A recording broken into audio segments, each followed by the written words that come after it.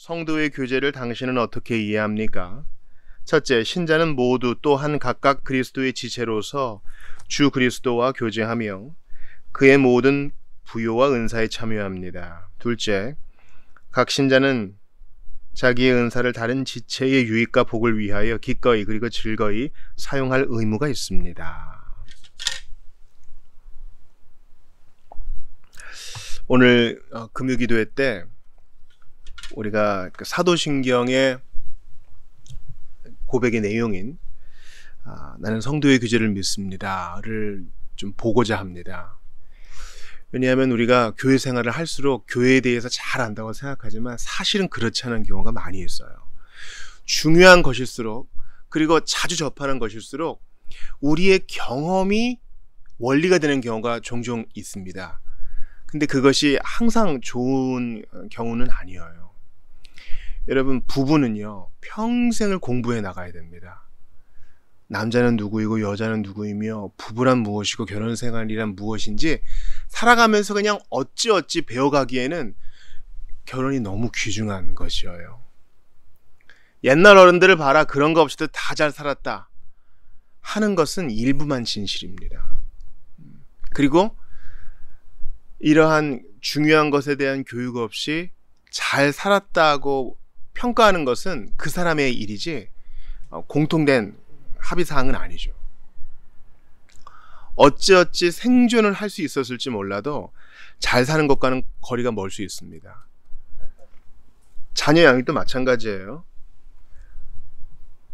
아이를 키우고 그냥 하면 되겠지. 아니요, 오히려 더 공부가 필요합니다. 아이란 무엇이고 부모는 어떻게 사랑을 해야 하며 어떻게 훈계를 해야 되는지 배워야 합니다. 안 그러면 사는 것이, 해왔던 것이 우리의 원칙이 되는 문제가 생길 수도 있어요. 교회도 마찬가지입니다. 주일마다 교회에 오죠. 그리고 익숙한 예전에 참석합니다. 그렇다고 해서 교회에 대해 잘 아는 것인가요? 아닙니다. 우리는 정리를 할 필요가 있고 성경으로 돌아가서 다시 한번 차분히 생각을 해야 합니다. 이렇게 우리가 믿는 바가 성경에 근거한 것이어야 하지, 오늘 새벽에도 나누었지만 우리가 하던 대로 우리가 경험한 것이 원리가 되면 문제가 생겨요. 사도신경도, 옛날 사도신경은 어땠습니까? 예전 번역은 성령을 믿사오며 거룩한 공예와 성도가 서로 교통하는 것과 죄를 사하여 주시는 것과 몸이 다스리는 것과, 중간이 너무 길어요. 우리말 어순이 그렇죠. 주어가 앞에 나오고 때로는 생략하고 동사가 제일 마지막에 나오기 때문에 도대체 무엇을 믿는지. 그래서 교회론을 우리가 차분히 배울 필요가 있는 것이에요. 옛날 사도신경 한번 생각해 보세요.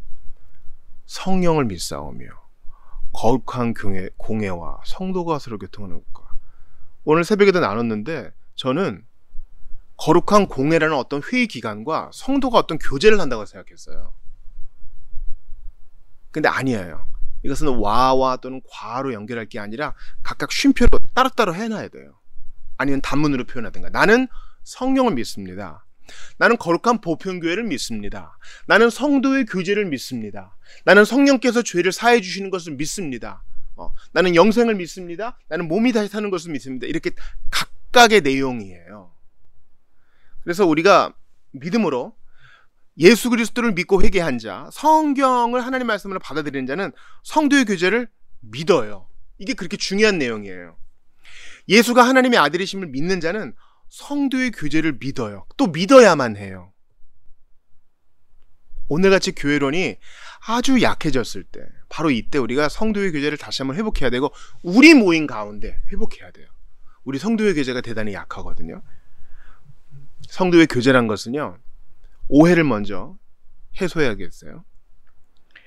우리 세상 살아가면서 또래 집단이 있잖아요. 또래 집단이 있다고요. 동창회는 그 학교를 졸업한 사람, 운동동호회는 그 운동에 관심 있고 어느 정도 단련한 사람, 이렇게 자격 조건이 있죠. 근데 교회는 그런 조건이 외견상 안 보여요. 도대체 무슨 합의점이 있어서 이 사람들이 모인 거야? 아둘람굴에 모인 사람처럼 어떤 합의점이 안 보여요. 외적으로는 말이죠. 아둘람굴에 모인 사람들이 정말 세상에 세파에 시달리고 한많은 사람들이었죠. 마찬가지로 교회의 멤버들은, 교회의 성도들은 자신이 죄인됨을 인정하여 예수밖에는 답이 없어서 모인 회중들입니다. 근데 그것은 그들이 선택한 것이 아니라 하나님이 말씀과 성령으로 불러 모으신 공동체인 것입니다. 그런데 이런 성도의 교제를 교회 안에서 얘기할 때는 어떤 끼리끼리 공동체의 동호회의 개념이 안에 들어와서 우리끼리 좀 공통된 관심사를 나누고 인간 중심적, 사교 중심적 이렇게 생각하기가 쉬워요. 아니에요. 성도의 교제는 그렇게 이해할 것이 아니에요. 아이, 목사님 우리끼리 서로 친해야지요. 여러분 한번 가슴에 손을 얹고 얘기해 보세요. 우리가 오늘 아침에 거룩한 보편교회는 바로 말씀이 선포되는 이 교회다, 이 지역교회다, 이걸 나눴어요. 천상에 있는 교회만 거룩한 보편교회가 아니에요. 이미 주께서 우리를, 이 땅에 살고 있는 우리를 온전케 하셨고 우리를 이미 하늘에 앉히는 자라고 선포하셨기 때문에 성도도 온전한 자, 교회도 온전한 신부인 거예요. 지금은 부족하지만 나중에는 온전히 될 자, 이게 아니에요. 연약함에 쌓여있지만 온전하다고요. 그런데 한번 솔직히 얘기해 보세요. 나와 맞는 신자도 있고 안 맞는 신자도 있죠. 그렇지 않아요? 바빙크가 유명한 말을 했어요. 바빙크가 네덜란드 개혁교회 안에서 바빙크가 속해 있는 개혁파도 분리돼서 나왔는데 그 안에서 또 분리되고 또 통합되고 아픔이 있었어요. 그리고 같은 교단과 같은 신학교 안에서 자기에게 동조하는 자와 반대하는 자가 극명하게 나눴습니다. 바빙크도 그런 아픔을 겪었어요. 네덜란드 작은 나라거든요. 바빙크가 이런 얘기를 합니다. 모든 신자가 다 친구가 될 수는 없다. 그 경험에서 나온 말이고 실제로 성경적인 얘기예요. 기질적으로는요, 우리가 주 안에 한 가족이라 그래도 기질적인 부분으로 안 맞는 사람이 있어요. 이거 인정하자고요. 이거를 덮고 우리는 주 안에서 한 가족이므로 우리는 서로 사랑해야 됩니다. 그래서 억지로 친교를 만들어. 지금 하이델베르 교리문답 첫 번째, 둘째 보기 전에 제가 미리 서두를 여는 거예요. 그래서 여러분 성공해 본 적 있어요? 회심한 우리 가족 중 한 사람이, 저희 가족 중 한 사람이 교회 생활을 합니다. 소그룹으로 모인대요. 근데 이 소그룹에 안 맞는 사람이 있대요. 제가 그랬어요. 근데 그 사람이 모이면 또 열심히 나온대요. 그러니까 제가 그랬습니다. 제자도라는 것은 책으로 배우는 것이 아니라 관계를 통해서, 성도의 교제를 통해서 배운다. 여러분 기억하세요. 성도의 교제는 친교만이 아니에요. 친교가 앞에 올 수도 없어요. 왜냐하면 분명히 주 안에서 신분상 한 가족이지만 안 맞는 사람이 있어요. 친해지고 싶어도 안 되는 사람이 있어요. 그거 우리 받아들이자고요. 그러니까 이거 복음이에요. 성도의 교제가 우리의 친교만으로 이루어지는 게 아닌 것이 복음이라고요. 하나님 모든 말씀이 복음인 것처럼. 자, 그러면 성도의 교제는 무엇이냐? 55분의 첫 번째 답을 보세요. 첫째, 신자는 모두 또한 각각 그리스도의 지체로서 주 그리스도와 교제하며 그의 모든 부요와 은사에 참여합니다. 아하! 십자가가 가로대와 또 세로대가 있는 것처럼 우리가 열십자를 쓸 때는 가로 먼저 쓰지만 신자의 교제는 먼저 이 축이, 세로축이, 위 아래가 중요하다는 거예요.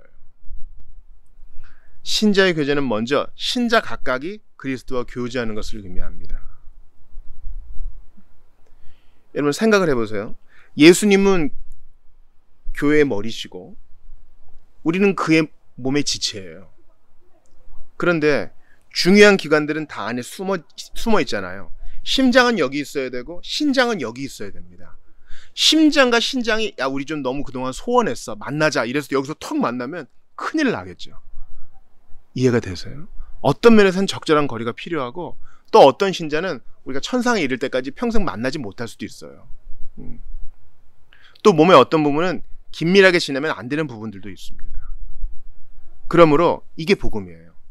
신자는 모두 또한 각각 그리스도의 지체로서 먼저 주 그리스도와 교제하며 그의 모든 부요와 은사에 참여합니다. 그의 모든 부요와 은사. 이 부요란 말은 보물이란 뜻이에요. 우리는 각각 떨어져 있지만 모든 몸의 지체는 다 머리와 연결되어 있죠. 그런 것처럼 모든 우리 신자들은요, 그리스도와 먼저 사귀고 그분과 먼저 연결되어 있고 그분에게서 모든 부요와 은사를 받습니다. 근데 그 부요와 은사는 그리스도의 것인데 주께서 우리에게 선물로 각각 나누어 주시는 거예요. 그러니까 그리스도의 모든 부요와 은사를 받지 못한 신자는 하나도 없다. 이게 중요한 원칙이에요. 우리가 아까 고린도전서 12장 봤는데요. 그 윗절을 조금 올라가 볼게요. 그러면 24절이 있어요. 26절 위에 절, 24절 같이 읽어봐요. 시작. 우리의 아름다운 지체는 그럴 필요가 없느니라. 오직 하나님이 몸을 고르게 하여 부족한 지체에게 귀중함을 더하사. 주님은 부족한 지체에게 귀중함을 더하셔서 우리 몸을 고르게 하셔요. 교회에 딱 오면 외견상 보이는 게 뭡니까? 말하는 목사가 보여요. 앞에 단에선 목사가 보인다고요. 근데 모든 성도가 다 교육자라면 그 교회는 괴물이 될 거예요. 마치 우리 몸이 눈, 코, 입 다 있어야 되고 손발이 있어야 되고 장기가 있어야 되는데 모든 우리 몸이 다 입으로만 구성되어 있다고 생각해 보세요. 여기도 입이 있고 가슴팍을 열었더니 여기도 막 입이 있고 다리에도 몸통에도 다 입이 있다 그랬어요. 생각해 보세요. 그건 괴수죠, 괴수. 온전한 사람은요, 이것도 필요하고 저것도 필요한 거예요. 그래서 모든 몸이 다 귀중해요. 마찬가지로 성도의 교제에 참여하는 신자 각각은 그리스도의 부요와 은사를 공급받기 때문에 부족해 보이는 지체는 예수님이 더 귀중함을 더하사 내가 연약할수록 더욱 귀히 여기사 우리의 교회, 몸된 교회를 고르게 하시는 거예요. 여러분 생각해 봅시다.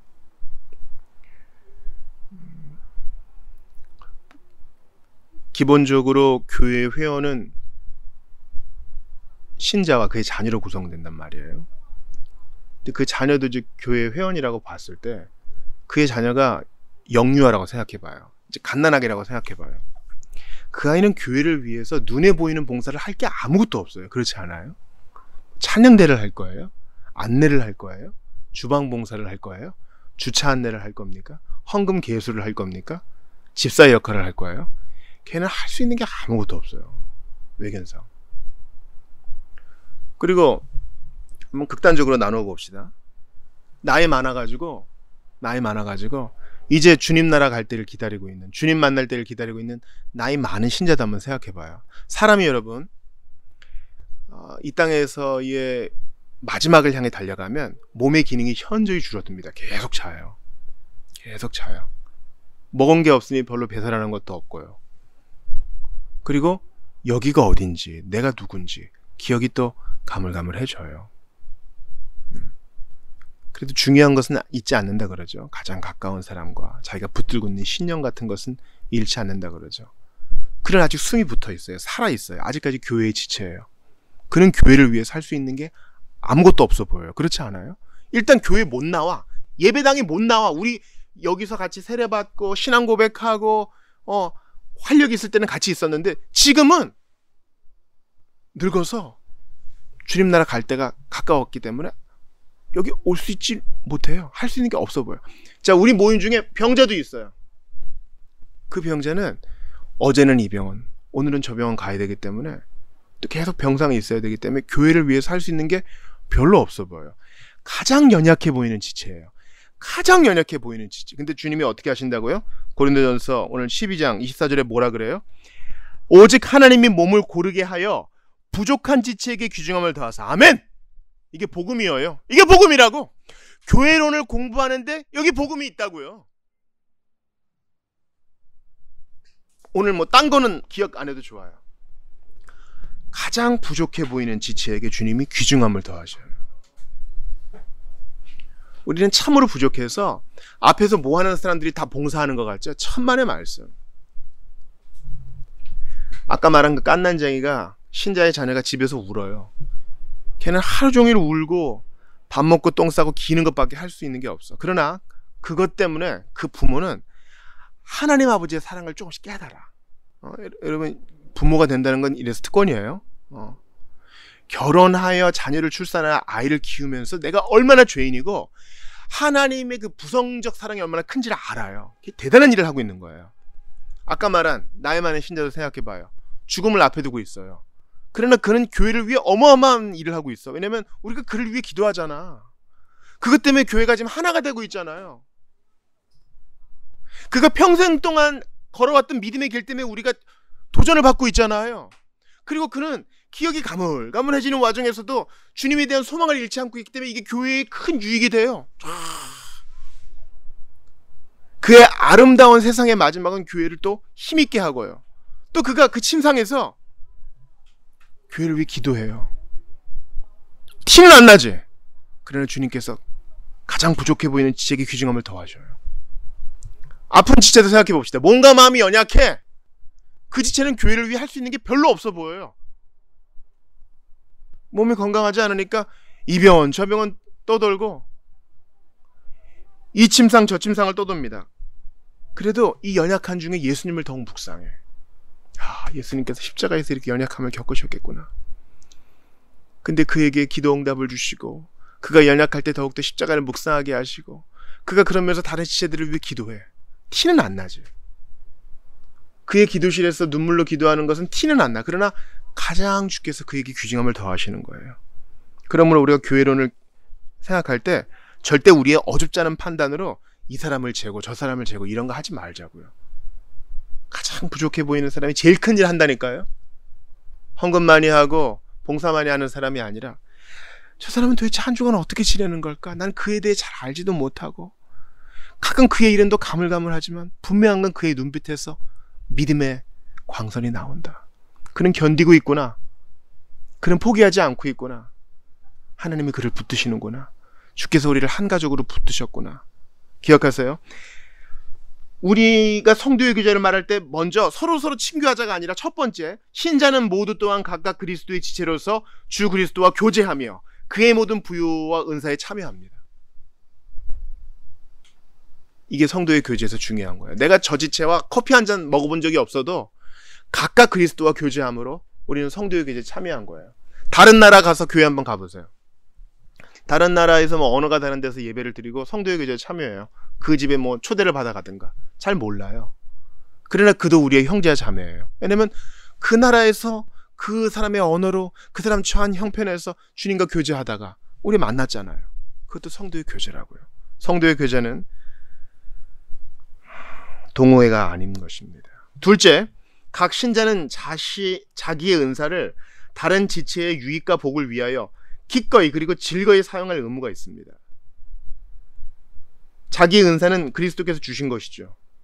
이것은 나만을 위해 준 것이 아니라 다른 지체의 유익과 복을 위하여 기꺼이 즐거이, 어쩔 수 없이가 아니라 기꺼이 즐거이 사용할 의무가 있습니다.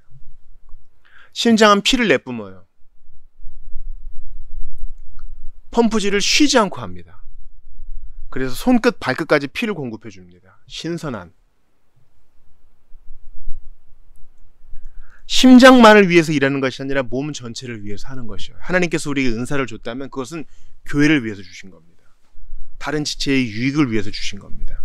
내가 뭔가 잘할 수 있는 것이 있다면, 또한 내가 아픈 역경을 딛고 일어난 경험이 있다면, 또 주께서 내게 주신 자원이 있다면, 그게 시간이든 물질이든 재능이든지 교회를 위해 나눌 필요가 있는 것입니다. 개인주의적 생각에 절어있는 우리들은 이러한 개념에 상당히 생경해요. 상당히 생경하다고요. 교제란 것은 그런데 자기가 가지고 있는 것을 서로 나누며 즐거워하는 것이 기본이지 않습니까? 여기에 또 복음이 있어요. 예수님도 교회의 머리이지만 동시에 우리의 지체가 되시거든요. 우리의 형님이 되신다고요. 우리의 오빠가 되신다고요. 우리를 형제라 부르셔요. 그래서 그분이 자신의 가장 큰 의를 믿는 우리에게 즐거이, 기꺼이, 아낌없이 내어주세요. 머리가 각 지체에게 명령을 내리잖아요. 걸어야 할 때는 다리를 움직이게 하고, 공부해야 될 때는 손을 움직이게 하고, 뭔가를 판단할 때는 골똘히 집중하게 하고. 그러니까 다른 지체의 유익과 복을 위하여 자기의 은사를 기꺼이 그리고 즐거이 사용하신 최고의 예, 예수님께 있어요. 예수님이 먼저 우리에게 자신을 내어주셨어요. 그래서 그 사랑을 받은 우리는 기꺼이 즐거이 다른 일을 위해 내가 가진 것을 나눠요. 이게 교회론입니다.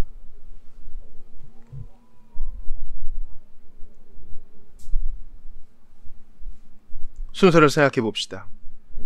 거룩한 보편적 교회는 말씀이 선포되는 바로 이 교회라 그랬어요.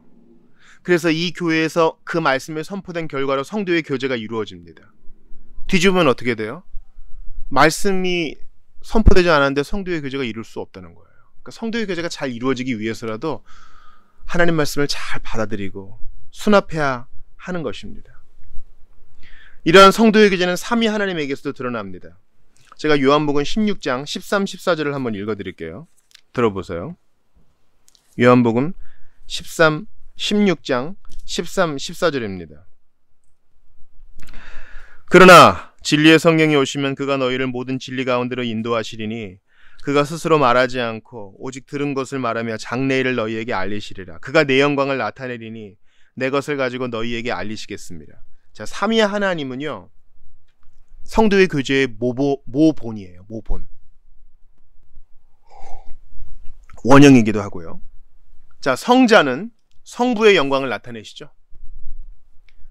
아들은 창세전에 택하신 아버지의 영광을 드러내세요. 또한 성령 하나님은 성자 예수님의 영광을 드러내세요. 왜냐하면 성령님이 하시는 일은 예수님에 대해 증거하시는 거니까. 그러니까 삼위 하나님은 서로 경쟁하지 않으시고 서로의 영광을 나타내세요. 서로의 영광을.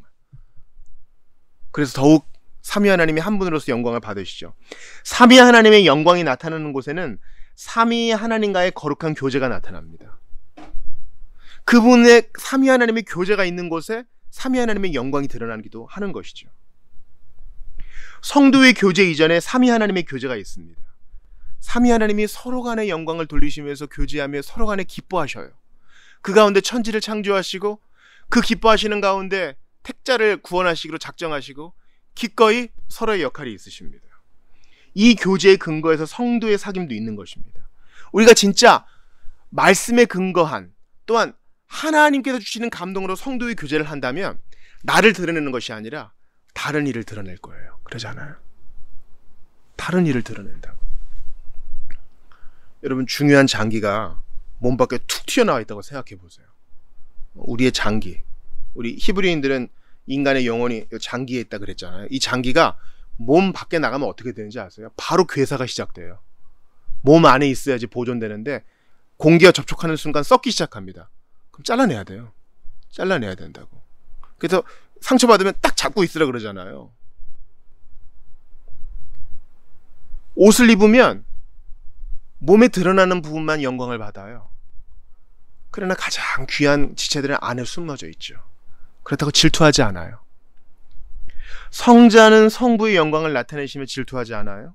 성령은 성자의 영광을 나타내시면서 배아파하지 않아요. 우리도 마찬가지입니다. 진짜 친구는 그가 안 될 때 슬퍼해주는 사람인가 동시에 그가 잘 될 때 기뻐해주는 사람이 진짜 친구죠. 성도도 마찬가지예요.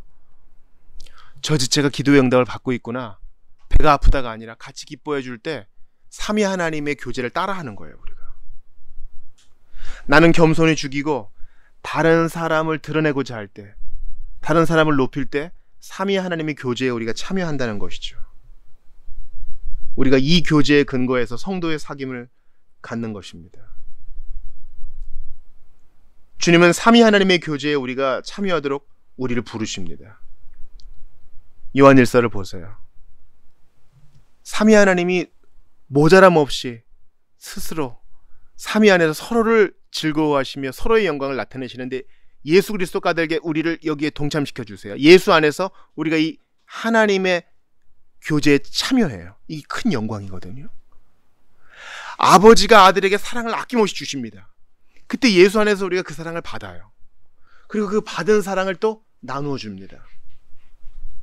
그러니까 자랑할 게 없죠. 내가 이 은사를 너희에게 나눠준다, 나 대단하지가 아니라 받은 것을 나눠주기 때문에 자랑할 것이 없습니다. 삼위 하나님의 교제 가운데 거룩한 영광이 있는데 우리도 거기에 참여하게 하신다는 거예요. 그러니까 성도의 교제를 단순히 친교로 생각하지 않아야 될 이유가 여기 있는 것이죠. 단지 아는 사람끼리 친하게 지내는 것이 아니라 아버지와 그 아들 예수 그리스도와 함께하는 것이 성도의 교제라는 것입니다. 그래서 축도할 때 여러분 기억하세요? 주 예수 그리스도의 은혜와 하나님의 사랑과 아버지의 사랑과 그 다음 뭐예요? 성령의 교통이 너희 무리에게 있을지어다. 이게 고린도후서에 나온 거잖아요. 교통이 뭐예요? 성도의 교통이 뭐예요? 교통이? 교통 트래픽인가? 교통이 코이노니아, 교제란 뜻이에요, 여러분. 잘 들으세요. 우리의 사귐은 우리가 성도의 교제를 할 수 있고 또 우리가 삼위 하나님과의 교제에 참여할 수 있는 것은 바로 이 성령께서 함께 하심으로 성도가 삼위 하나님의 교제에 참여하고 서로 간의 교제에 참여할 수 있게 됐어요. 성도의 교제는 하나님 말씀이 선포된 결과로 나타나는 것입니다. 그 안에 참여하는 것이 은혜와 영광입니다. 이것을 우리 스스로 할 수 없고 성령의 교통하심이 성령께서 도와주셔요. 그래서 한 주간 살아가다가 어떤 지체가 생각나면 그를 위해 기도하는 겁니다. 연락도 하고 찾아가기도 하고 그에게 내가 가진 것을 나누기도 하는 것입니다. 바로 이 교회 안에서. 나는 천상의 교회에서 그거 할 거야. 아닙니다. 바로 이 교회, 말씀이 선포되는 이 교회 안에서 그 영광에 참여하는 것이 성도의 교제입니다. 그러므로 오늘 설교 들으시는 분 중에 녹화본에 참여하시는 분들이든지 온라인으로 참여하시는 분들인지 꼭 기억하세요. 여러분들이 교회에서 받은 상처가 뭔지 알아요. 근데 아까 전제를 말씀드렸죠. 성도는 믿음의 식구잖아요. 믿음의 형제자매잖아요. 믿음의 식구의 형제자매가 다 친구가 되지 못하는 경우가 있다고요. 우리가 육체 안에 거하는 동안 이러한 갈등이 있어요. 그렇다고 뛰쳐나갈 겁니까? 아니요. 교회 밖에는 구원이 없어요. 교회 바깥에서는 구원이 없어요. 왜냐하면 주님께서 교회 안에 구원을 주시고 교회 안에 은사를 주시기 때문에. 그래서 내 마음에 꼭 들지 않더라도 이 강단에서 나의 양심상 성경상 그릇된 말씀이 선포되지 않으면 여기 거하셔야 됩니다. 고린도 교회가 그렇게 문제가 많았어요. 고린도전서 한번 통독해 보세요. 고린도전서 통독해 보시면 와, 어떻게 이런 공동체가 있어. 서로 고수하고. 그런데도 고린도 교회 해산 이렇게 하지 않잖아요. 서로 사랑하라 하잖아요. 그러니 가나안 성도들이요, 교회 가입하셔요. 교회 바깥에 있으면요, 처음에는 불편하다 그러다가 거기 익숙해집니다. 그렇게 신앙생활 하지 마세요. 온라인으로 설교하는 그 목사는 여러분을 몰라. 거기서는 징계도 받을 수 없어요. 성찬도 참여 못해. 언제까지 그런 생활을 할 거예요? 주님께서 이 부족해 보이는 말씀을 선포되는 이 교회가 거룩한 보편적 교회라고 하시고 여기로 부르시는데 내가 상처받았다는 것 때문에 언제까지 떠나서 할 거예요? 지금 가나안 성도가 합동측 교인들보다 많다 그러죠. 자랑 아니에요. 부끄러운 일입니다. 유튜브는 여러분의 교회가 될 수 없어요, 여러분. 우리는 더욱더 자신을 쳐서 주님의 말씀에 복종하여 나아가야지 내 개인적인 상처와 내 개인적인 경험에 근거하여 교회론을 정의할 수 없습니다. 그러므로 기억하세요. 요한복음에 보면은 이 말씀에 생명이 있었다 그래요. 주님께서 이 말씀을 믿는 자에게 생명을 주셔요. 죽음은 분리예요. 죽음은 몸과 영혼이 분리되는 거죠. 마찬가지로 생명은 사귐이에요. 이 말씀을 받는 자들이 삼위 하나님과 사귐을 갖게 되고 서로 간의 사귐을 갖게 됩니다. 말씀을 믿어 생명을 가진 자들은 반드시 사귐을 갖게 돼 있어요. 이걸 기억하세요. 죽음은 분리요, 생명은 사귐이에요. 우리가 예수를 믿고 회개해서 생명을 갖게 됐어요. 생명을 가지면 반드시 사귐을 갖고 싶게 되고 사귐을 가져야만 돼요. 마찬가지로 예수를 믿지 않고 복음을 거부한 자들은 분리돼요. 하나님과도 분리되고 서로 간에도 분리돼요. 우리가 예수를 믿어서 화해하는 세 가지가 있죠. 예수님을 믿고 하나님과 화해하고 나 자신과 화해하고 다른 사람과도 화해해요. 평화를 갖게 되죠. 근데 그리스도를 안 믿으면 분리가 일어나요. 나 자신과도 분리가, 나와도 갈등이 있고 다른 사람과도 갈등이 있고 하나님과도 분리가 되는 거예요. 그러니까 죽음은 분리요, 생명은 사귐입니다. 정말 생명이 우리 안에 있다면, 말씀을 믿어서 그리스도를 믿고 회개하여 생명이 내게 있으면 사귀고 싶어져요. 다른 신자들이 관심을 갖게 된다고요.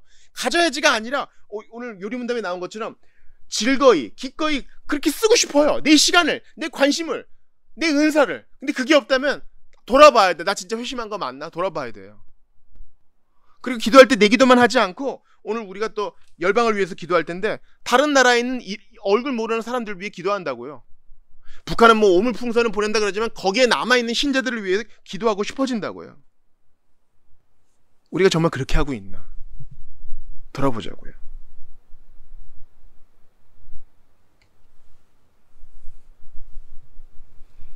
그리스도께서 믿는 우리에게 당신의 보화와 은사를 아낌없이 주시는데 그걸 나누고 싶은 것이 생명의 증거입니다. 목사님처럼 뭐 가진 게 없어요. 가진 게 없는 사람, 아까 얘기 들었죠? 아기, 곧 죽을 사람, 아픈 사람, 나눌 수 있는 게 없어 보이죠? 그러나 마태복음 25장에 보면은요, 핑계 못 대요. 냉수 한 그릇이라도 주는 자는 상을 잃지 않을 것이라 그랬거든요. 핑계예요. 나누고 싶은 마음이 없어서 그런 거지 하나님이 다 줬단 말이죠. 뭐 1등만 나눌 게 있어요? 다 있단 말이에요. 반대로 돈이 많아도 믿음 없으면 못 나눕니다. 가진 지식이 많아도 믿음이 없으면 나눌 게 없어요. 그러므로 주님께서 우리 모두에게 주셨으므로 우리를 다 나눌 것이 있습니다. 예수를 믿어 생명을 얻었습니까? 생명은 사귐이라 그랬어요. 먼저 삼위 하나님과 사귀게 하시고 우리 지체들과 사귀게 하시고 우리가 말씀을 받은 것으로 이 교회로 부름 받았으니 우리가 주 안에 한 몸인 것을 인정하면서 서로를 용납하고 사랑하기로 작정합니다. 우리가 돌아오는 주일에 성찬에 참여하는데 이게 우리가 한 몸이라는 증거예요. 한 떡에 참여하고 한 잔에 참여하는 거. 남의 아픔을 나의 아픔으로 여기고 다른 성도의 기쁨을 나의 기쁨으로 여기는 것입니다. 오늘 봤던 고린도전서는 뭐라 그럽니까? 한 지체가 영광을 얻으면 내가 영광을 얻고 한 지체가 슬퍼하면 나도 그 슬픔을 공유한다고 얘기하지 않습니까? 그러므로 우리의 부족한 교회론을 인정하면서 뭐 수틀리면 다른 교회 가지 이런 것이 아니라 주께서 이 교회로 우리를 부르셨으니 소비주의적인 마음으로 내가 여기서 뭘 받을까만 생각하는 것이 아니라 주께서 주신 생명, 이 사귐을 가지고 하나님과 사귀고 다른 지체와 사귀는 아름다운 교회론이 회복될 수 있도록 도와달라고 주신 말씀 붙들고 기도합시다. 주께서 당신의 말씀과 성령으로 우리를 불러 모으셨는데 얼마나 그 부르심에 화답하고 있는지 돌아오면서 같이 기도하며 나아가도록 하겠습니다. 같이 기도하겠습니다. 주님께 감사합니다. 오늘 귀한 말씀을 주셨습니다. 아버지께 감사합니다. 성도의 교제는 먼저 그리스도와 교제하고 삼위 하나님과 교제하고 그리고 다른 이들과 교제하는 것이라 했습니다.